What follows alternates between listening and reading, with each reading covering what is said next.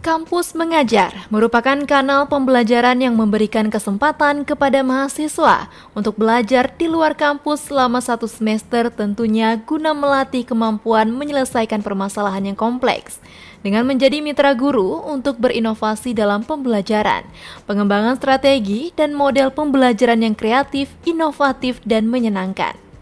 Universitas Ubudiyah Indonesia mengucapkan selamat kepada Nuriza Dewi, mahasiswa Prodi S1 Manajemen, Mawardiana, mahasiswa Prodi S1 Pendidikan Guru Sekolah Dasar, Rafika Hanum, mahasiswa Prodi S1 Pendidikan Guru Sekolah Dasar,